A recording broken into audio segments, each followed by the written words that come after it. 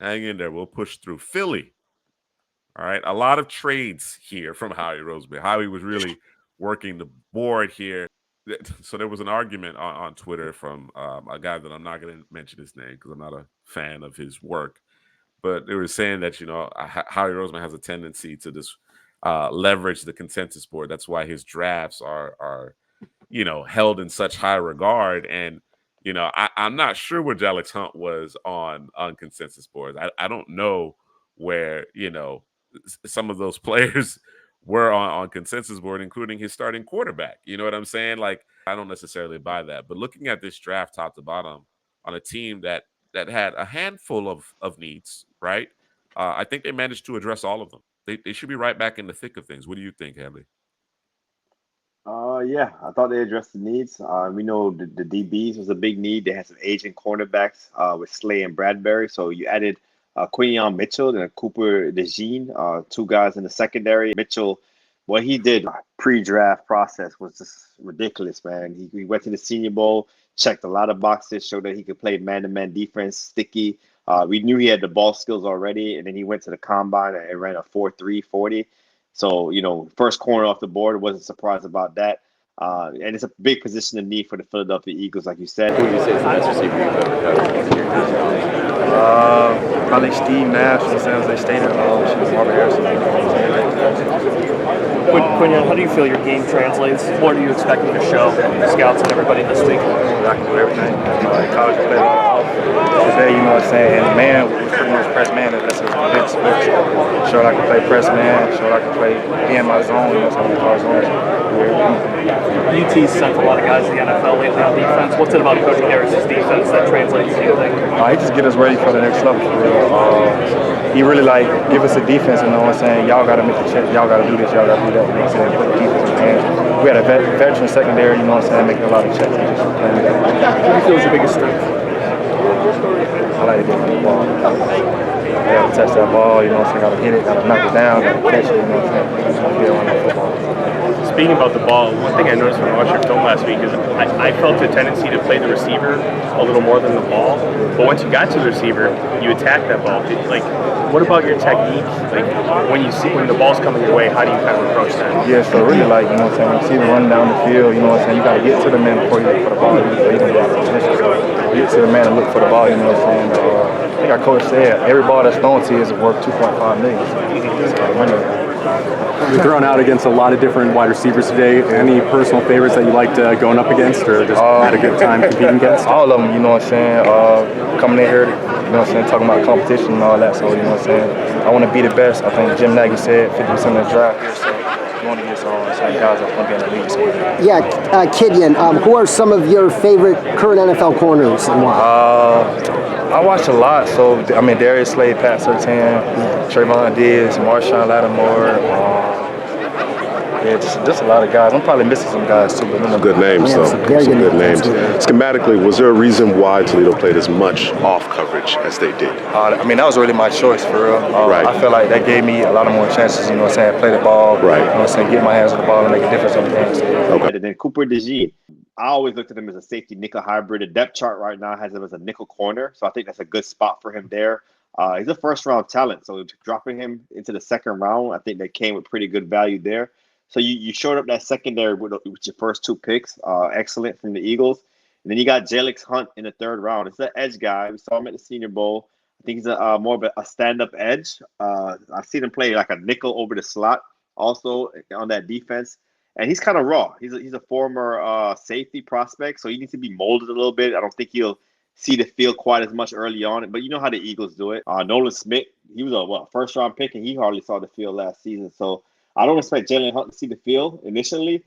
Really well in the passing game and pass coverage. I like his movement ability. He has twitchiness. I think he needs to get stronger and to get more physical. And I think he could be a pretty good pass rusher for the Philadelphia Eagles. We got Will Shipley, the running back. Maurice Jones-Drew had him as running back one. I don't know if y'all saw that, man. I was surprised when I saw that. He runs hard. He has some speed, catch out of the backfield. Anias Smith and Johnny Wilson, the wide receivers. We always said the Eagles needed a third receiver. And Anias Smith, he's a guy that, I was kind of high on. I think we all were kind of high on in the 2022 season. Just his speed, his yards after catch ability. So going in the fifth round, he kind of got forgotten about a little bit at Texas A&M. I know they got Moose Muhammad there also, but Evan I Stewart was there. Evan Evan Stewart Stewart, was there. yeah, Achan, all it was too many he got mouths to lost in feed the at the end sauce. of He the got day. lost Yeah, in the sauce a little yeah. bit. I think he comes in to be a return man here, though. Okay, Yep. nice, a return man. Shipley. And then Mhm. here goes my two favorite picks. Other than the Quinyon Mitchell pick, which I like at the top of the board. I love the Trevor Keegan pick, and I love the Jeremiah Trotter Jr. pick because we talked about the Eagles' second level defense. It was pretty bad last season, especially in the playoffs against the Tampa Bay Buccaneers. And you add the son of Jeremiah Trotter Jr. Love his instincts. He went fifth round here. I thought he was a day two guy. Just love how he comes up. He hits, like I said, instinctive in a run game. So I think that was a steal here for the Eagles to help fix that second level. And then Trevor Keegan, I think he's a plug and play guy. I always talked about the Eagles' offensive line. They need more competition in that room. So I think adding Keegan as competition on that interior as well. They did well there, and I think he's a physical guy, dual block beast. He's a mauler in the run game. So I like him as a being competition interior. See, make the best guy win along that Philadelphia Eagles interior offensive line. So yeah, solid draft class here for the Philadelphia Eagles. Added Kendall Milton via free agency, so they made it a concerted effort to kind of stock up that running back room. Of course, the attrition that happens at that particular position. Gabe Hall along the defensive line, Jacob Roberts from Wake Forest, a linebacker, a tackling machine, and a guy that James Waldron had mentioned previously when we were doing our 7-round mock draft for the Cowboys, Aneem Dankwa, right? Big time, big offensive tackle, toolsy offensive tackle out of Howard, right? You get him with Stoutland, that offensive line coach. They brought in Mekhi Becton as well. So, they're always going to be flush along the offensive line. That's their calling card here is to ensure that we got guys in the wings developing, and we're going to continue to churn that room as necessary. Of course, Andre Dillard didn't work out. One of the few that hasn't worked out there under Stoutland, so they just keep on churning it. So, like I said, they stay on top of their offensive line here in Philadelphia.